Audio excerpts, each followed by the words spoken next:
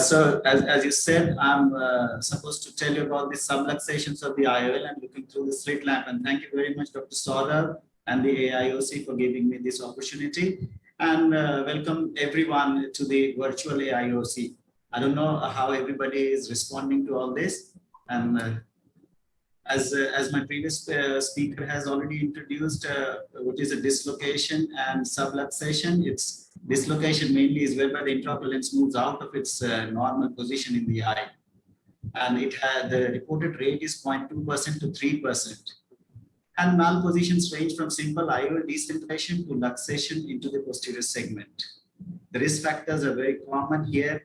The previous speaker told about the subluxation of the lens that may have many causes, but here the most common cause is the surgeon himself. So intraoperative causes are the most common that we come across in subluxation or dislocation of IOL. The most commonly PCR, zonular dialysis, it could be broken haptic as you see in this photograph.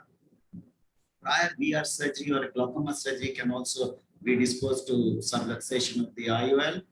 Pseudoexfoliation syndrome, where the zonules become weaker and later on can come with subluxations. Uveitis, myopia, trauma, of course, and connective tissue disorders, all are risk factors for subluxation IOL. So these are the few photographs for the subluxated IOLs. You would wonder that the first photograph, the patient had a very good vision. So patient was not ready for any surgery on his eye, despite being a haptic in the AC, IOL in the capture and things like that. So these are the pictures that we most commonly come across. This is a case where there is a CTR also. People have tried their best to keep the IOL in position, but still it has subluxated. This is a wonderful case where both the eyes had subluxation of the IOL later post-surgery. And these are the typical pictures that the VR surgeons, they come across in their routine practice, and their friends usually say that it's thoda sa subluxation or thoda sa dislocation, and we get these pictures. So this is sitting rightly on the fovea, the first photograph. And interestingly, this is a case post-trauma where the IOL is subconjunctival, and there is a drop of ACL here in this photograph, as you see. So these are interesting photographs of dislocation of the IOL. So typical signs and symptoms, of course, when the IOL is in place, you'll see clearly. When it is out of place, vision will be blurry, and there could be loss of vision at the same time. And if it is half capturing the pupillary aperture, you'll have diplopia. Like in this case, you can see this patient came with the diplopia. You can see in the photograph, there are two discs. You can see one through the IOL and one without the IOL from the aphakic portion. And typically they come with corneal edema. They can be glaucoma. The most intractable part is the management of malignant glaucoma, and that does not resolve by any means. Whatever medicine you give, they do not respond. So you have to take these patients for surgery. So these glaucomas are difficult to manage. You can have retinal problems like CME and peripheral retinal tears and retinal detachment. Examination of the slit lamp. Before you do that, you must take a good history of trauma and any other systemic disease, which has already been discussed in previous talk. And preoperative refractive error is an important thing that I would always like to know about. If patient is a hypermetrope or a high myope, it's a big problem, and maybe we have to modify the post dislocation management that we plan.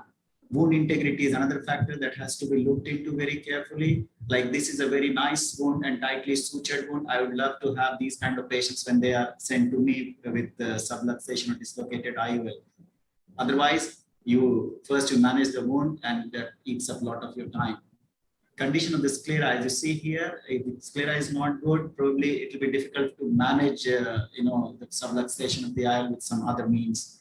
AC depth, angles, iris, IOP, and fundus examination. Why I show this photograph to you, this 3-mirror gonioscope? This is very important. Since I have to talk about I love to have an indirect on my head and see all these patients. I might not require a slit lamp, but one who is not conversant with indirect ophthalmoscope, this is a very useful tool. You use this, you can see the angles, you can see the central retina, and you can see the periphery up to the aura if the pupils are well dilated and the media is clear.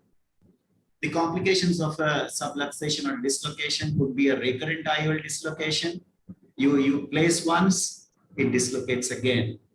So this is a very common complication of a IOL dislocation. And of course, multiple surgeries can lead to infection in hypopm. There could be bleeding. There could be corneal damage. Elevation of intraocular pressure, as I said, if this is a case of malignant glaucoma, you see very hazy cornea and AC absolutely shallow, the iris cornea touch is there. And there could be macular edema and retinal detachment, as I said earlier. ACIOLs are in close proximity to the cornea and anterior chamber angle, and thus, I can't see. So, and they pose increased risk to the damage to the cornea, iris, and angle. There exists an increased risk of pseudophakic bullous keratopathy, glaucoma, UGH syndrome, and whatnot. There are so many complications that can occur with ACIOLs. So given the concerns for such complications, studies recommend avoiding ACIOL in patients less than 50-year-old. And I generally do not practice ACIOLs. I do not implant ACIOLs in patients. My preferences are different. But the newer models, as I believe, are better polished. They have flexible loops, and probably they could be tolerated well at the same time. Iris sutured fixation lenses rest in close proximity to the cornea, increasing the vulnerability of corneal decompensation later. And the proximity to the iris and fixation to the iris leads to chaffing, pigment dispersion, and chronic inflammation. And pupil does not dilate very well also in these patients. So my preference is always a transscleral haptic fixation lenses. And but they do have their inherent problems with them, and that is the intraocular hemorrhage, dislocation, retinal detachment, etc.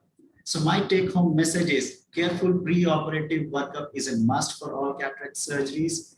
And don't forget, and need not be disheartened, that accidents do happen.